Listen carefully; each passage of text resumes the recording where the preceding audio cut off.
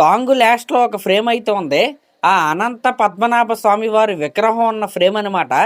Literally చెప్పాలంటే ఆ విగ్రహానికి అలా హారతి ఇచ్చే ఫ్రేమ్ చూసిన తర్వాత నాకు తెలియకుండా, అంటే అది ఒళ్ళు పులకరించడం అంటారా, లేకపోతే గూస్ బంప్స్ మూమెంట్ అంటారా, దాన్ని అలా అంటారు కదా, దాన్ని ఎలా డిఫైన్ చేయాలో కూడా నాకైతే అర్థం కావట్లేదు.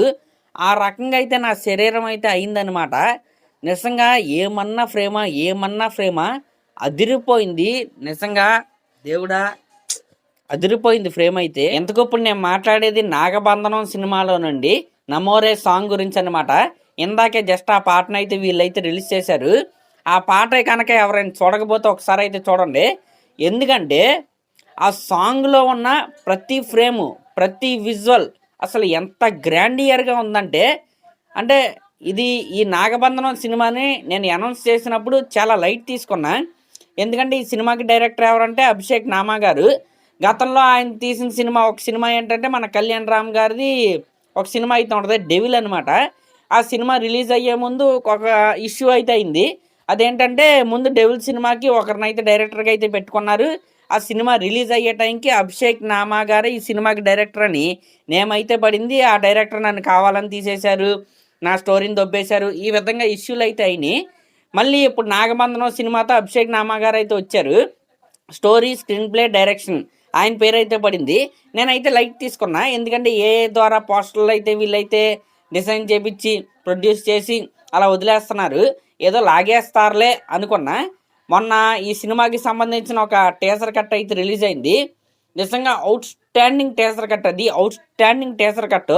ఇంకా ఆ టీజర్ చూసిన తర్వాత ఈ సినిమా నుండి నెక్స్ట్ కంటెంట్ ఏంటి అని వెయిట్ చేస్తున్నా.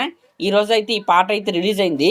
నిజంగా పాటలో ఉన్న విజువల్స్ ఏవైతే ఉన్నాయో అదిరిపోయాయి. అంటే ఈ Nagabandhanam cinema next big thing in TFI అనే విధంగా ఆ కంటెంట్ అయితే ఉందన్నమాట.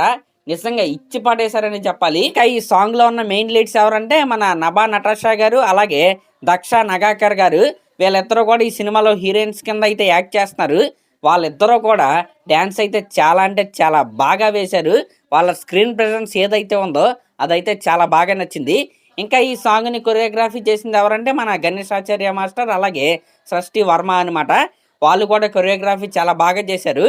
అంటే చాలా గ్రాండ్గా ఒక డివినిటీ ఉన్న సాంగ్ని వీళ్ళైతే స్క్రీన్ పైన చాలా గ్రాండియర్గా, అంటే ఒక విజువల్ ఎక్స్ట్రా వెగెంజా లాగైతే వీళ్ళు స్క్రీన్ పైన ప్రజెంట్ చేశారు సాంగ్ని. నిజంగా అదిరిపోయింది సాంగ్. నేను చెప్పాను కదా, మెయిన్గా ఆ పెద్ద విగ్రహం, మన అనంత పద్మనాభ స్వామి వారి ఆ పెద్ద విగ్రహం ఏదైతే ఉందో అది చూసిన తర్వాత గూస్ బంప్స్ వచ్చినాయి నాకు. నిజంగా అసలు అదిరిపోయింది. ఇలాంటి సినిమాలు ఇంకా రావాలి, హిట్ అవ్వాలనే కోరిక అయితే నాలో కలిగింది. అందుకే ఈ వీడియో అయితే చేస్తున్నాను. ప్రతి ఒక్కరూ కూడా ఆ వీడియో సాంగ్ని అయితే ఒకసారి అయితే చూడండి. ఖచ్చితంగా ఈ సినిమాని అయితే సపోర్ట్ చేయండి. Thank you.